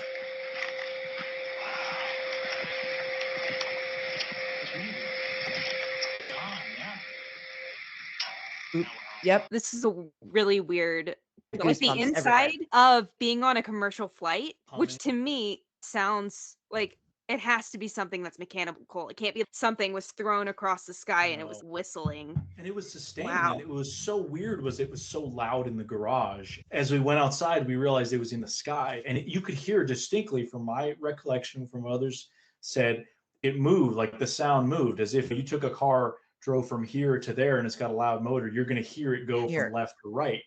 That's just how sound travels. But obviously we couldn't see anything because it was pretty low hanging clouds. Yeah, it was like a almost not rainy night, but it was very cloudy. Complete opposite from the night before we saw this thing. So again, are the two events connected? I don't know. They happen around the same time, but we have visual of something and we have audio of something. And what was crazy was I think the day after that, we had this town hall meeting at a local restaurant and there was like 20, 30 people there sharing their stories. And we're like, oh, we had this happen to us. And they were like, oh, okay. Yeah, that kind of stuff happens a lot around here. We're thinking, oh my God, this is the coolest thing ever. And then they're like, yeah, it's all right. Thank you for sharing that because that's wild. That is the greatest thing I've ever experienced in my life. And I was literally just 2 weeks ago, I was very close to the location where that happened. I couldn't get on the same property because it's since traded hands, but in the same area. And I'm hoping to do some kind of a video on it and get that video more properly analyzed. And since my friend just passed, unfortunately, that's an experience that we shared together. And I hope to look into it for him. A guy who I was just with too in Pennsylvania, he used to investigate that very property. We had this stuff on. He investigated a decade before us and he saw a weird light thing in the woods that he got freaked out by. And he was also more of a Bigfoot guy. So that area has a history of weird stuff. And I don't have an explanation for it. And that my story is what it is. That's what happened to us. I've got other people that experienced it that have the same kind of story. And we don't know what happened. And I can only say it's a UFO by definition of the word. So that's about as comfortable as I feel talking about it, aside from saying I've never seen any technology like that myself. Thank you so much for sharing that. That is a wild piece of evidence, I'm still trying to wrap my head around it. And I forget about it at times. And then I'm like, I was there recently because I did 4 different films while I was in Pennsylvania for my new Strange Places series. We did some Bigfoot stuff and then this kind of UFO thing that eventually I'm going to work on. It was just like, wow, it felt so weird. I'm like, this feels like it happened yesterday, but this is almost 5 years ago at this point. It was 2019. So yeah, it was surreal to be back there for the first time and just wonder what it was. But so many people that see these things, it's a crazy story, but at least we have some visual. Great document. I don't call proof. Proof is the wrong word. So, evidence. It's fantastic evidence. I don't know what it is. So yeah, awesome. We'd love to get it looked at more in depth. And one of the guys who had looked at it, he was actually supposed to be there with us. He was a guy who was the former chief video and photo analyst for MUFON. And he looked at the video and he was genuinely confused and he was beating himself up because he was supposed to be there with us for that trip, but he couldn't. I'll never forget, he said, usually most of the stuff, especially the MUFON gets submitted, he's able to shoot it down or say, a lot of people mistake common things and it's just something explainable. But he said, this I genuinely cannot explain. I have no explanation for it. That's so insane. So that inadvertently pushed me into looking at the UFO topic because I really didn't care too much about it before that. Now I'm not as in-depth as some people are, but we've done a bunch of, STM has done a few UFO productions and we've done stuff like the Betty Barney Hill abduction. That's not far from where I live in New Hampshire. And I'm doing this project on a really cool military base type thing that has to do with some UFO sightings soon. So that'll be part of my Strange Places series. I'm really excited for that. But yeah, so it's in the UFO case, I talked about when we first started talking about 2 types of people, the ones who just get into it because of an interest and the ones who get into it because they had an experience. So with the UFO topic, as opposed to Bigfoot, it was an experience that made me say, there are weird things out there that I'd like to learn more about and try to figure out what it was that we saw. So we asked some just fun questions at the end. If you could have a cryptid as a pet, which one would it be and what would you name it? Oh man, that's a tough question. It always stumps people. It does. It does. You think of them as like something that you could have as a pet, but it's a because I don't want a Bigfoot. I'm never gonna see the thing. It's just gonna be hiding in the woods the whole time. I'm like, oh, it's there. It's gonna be like Jurassic Park. You do plan on having dinosaurs on this tour, right? Yeah, hiding from you. Man, I almost want to say like a lake monster, but I feel like you need a big environment for it. Maybe a baby lake monster. You can have it in like have it in like a pool, just make an outdoor pool and then create like a viewing area, underground viewing area, and you can just have it in there. And then when it outgrows that environment, I go and dump it in Lake Champlain and be like, be free, young one. And I'll go with like an aquatic plesiosaur lake monster. That's why I want to do a part 2 because we haven't even gone through all the lake stuff that you've done with the plane and like the sea monsters that you researched. I don't think that most of these cryptids are real. Some of them are obviously very fantastical, folkloric, but there are some that I find, because there's just like a spectrum, right? There's on one side, there's stuff like out of place animals, mountain lions, in habitat they don't used to exist in anymore, or they used to exist in, now they're found there, like the eastern part of the US. Thylacines, extinct animals. You've got Bigfoot, which is maybe more in the middle, and then on the other side you've got crazy paranormal Mothman type stuff, which I don't even know if that's a cryptid. That's more of like its own thing with UFO connection. So there's a spectrum, and then you've got all kinds of stuff in between, stuff like chupacabra. I'm personally pretty skeptical of that based off of some of the research I've done, and STM did a film on it. And there's a lot of stuff that just any kind of creature that just gets slapped with the chupacabra name. Whereas you had the more alien looking thing, and then it turned into this weird mangy coyote in Texas kind of thing. There's tons of cryptids, but I think that the folklore part is cool because we talked about some of the boogeyman stories and some of the way humans interpret things. We anthropomorphize things as well, give animals human characteristics and intentions when they might not have that. We don't have a better way of understanding it, but it's all comes down to our interpretation. And I heard this lecture at one point at the International Cryptozoology Conference in Portland, Maine, put on by Lauren Coleman. And this lady called Dr. Anna Nakaris. She's done a few Bigfoot programs, but she's a primatologist from over in the UK. And she told this very fascinating story. It's always stuck with me. It's one of those things where it's one of those epiphany kind of moments where you say, oh, okay. She told a story about her research into slow lorises, which are these small nocturnal primates that live in the jungles in Indonesia. They're like these tiny little huge-eyed creepy looking things, and I believe they actually have some kind of venom, and if they bite you it can get infected. Look them up. They're a very cool looking animal. Slow lore. She told the story about how humans interpret things. She would go to these remote valleys where these creatures were found, and she'd go and talk to 3 to 4 different tribal groups or natives that live in that area, right? The people that live there and have for thousands of years. And each of them has a different story about the same animal. So you go to one group in one side of the valley and they say, you see a slow loris? Oh, it's bad luck. You have to kill it right away. You go to a group, maybe one village over, you see the slow loris. Oh, it's good luck. It means great things are coming your way. Wow, you go to the third group, they say the slow loris is a demon and you must run out of the woods right away. You go to the fourth group and they have a totally different interpretation. But here's the thing. They're all talking about the same animal. The slow loris doesn't care if a human thinks it's a demon or if it's good luck. The slow loris is just doing it. It's all about our interpretation. That really stuck with me because that story tells you that people they will interpret things however they will for whatever reason. There might not even be a good reason. It's just maybe the guy stubbed his toe after he saw the creature and that suddenly gets rolled into their folklore, right? That's not like the slow loris caused that. But so that's what I think is interesting when you're talking about folklore, because it is oftentimes a way to try to explain the world around us that we don't understand. It is, yeah. And that's been going on with every group of humans ever since there has been humans.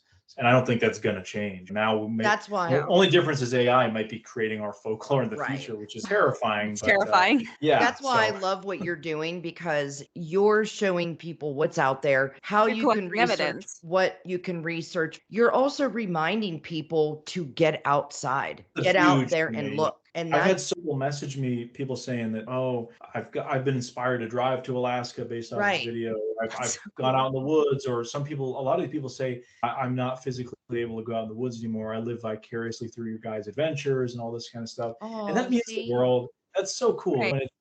I think, again, there's so much fakery and people that are just faking stuff for clicks and likes. And we've never done that and never will. We don't have a reason to do that. We have enough of a following with just presenting what we find. Again, you don't have to believe me in my stuff. You can think I'm wrong. You can say, oh, you believe in this Bigfoot sighting? It's fake. It's wrong. That's your opinion. I'm not purposefully faking it, though. It's all about here's absolutely transparent. And unfortunately, there's just so much fakery and other stuff going on. But to your other point, Farrah, about getting people out there, I think is huge. And that's a big part of why I like to get out there, is enjoy the nature, the wildlife, all the scenery. And I try to portray that in the film so that people go do your own stuff, go get inspired and do that. And from what I've heard, a lot of people have been. So people are forgetting about the lakes and the streams and the animals out there. They're just staying on their phones. And it's go visit California where the redwoods are. Go to the Pacific Northwest where you can rent a cabin. Get out there and even in your local areas, just go out. You live in New England, just go. We have so much beauty just here. I mean, I was just in Pennsylvania recently. People don't think of Pennsylvania as a particularly beautiful area. Oh, I was born and raised there.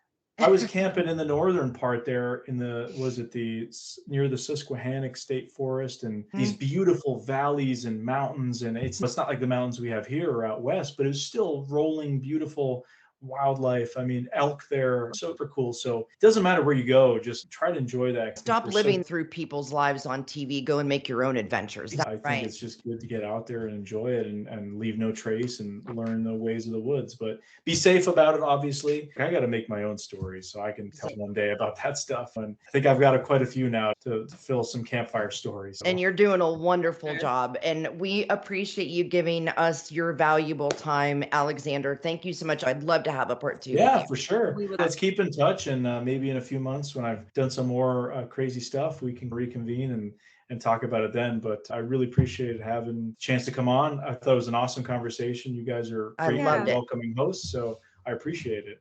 Thank you so much for being here. Hey there, Sinister Seekers. We hope you enjoyed our conversation with Aleksandar Petakov.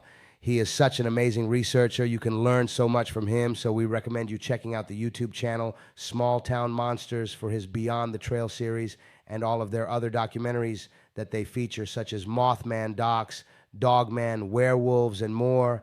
They also offer some great documentaries on Amazon Prime, too. Make sure to follow Aleksandar on Instagram to stay up to date with his adventures at alex.petakov. That's spelled ALEKS.PETAKOV. We will make sure to post his info and Small Town Monsters in the show notes for this episode. The wait is over, night owls and revelers. BIOB and buckle up for After Hours Live, the show that turns Monday from ugh to hells, yeah. Starting Monday, May 13th at 8 p.m. Central Time, we're cranking up the heat with current event stories that sizzle, high strangeness that'll make you say, what the... and a no-holds-barred approach to topics so vulgar and foul, they'd make a sailor blush. Get ready to laugh, facepalm, and maybe even spit out your drink, just a little, as we dive into the absurd, the unbelievable, and the downright scandalous. We're not just a one-person act. We're rolling out the red carpet for friends, fellow podcasters, and anyone who's got a bone to pick or a story to spill. Share in the bitch fest, air your grievances, or just come to hear what the buzz is all about. Don't let your Monday nights be a snooze fest. Say goodbye to lackluster evenings and hello to a riot of a time with us on After Hours Live. Because who said Mondays have to be mundane? Join us if you dare for a hell of a time.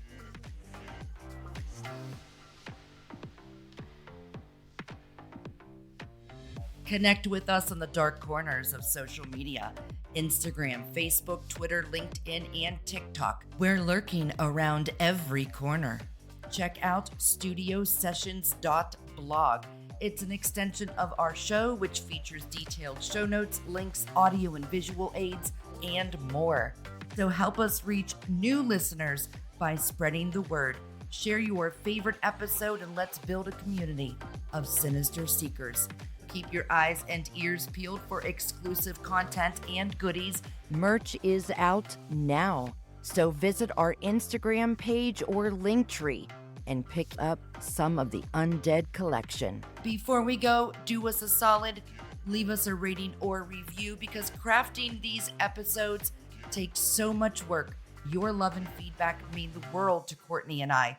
So until next time, Sinister Seekers, stay true. Stay you. Stay sinister.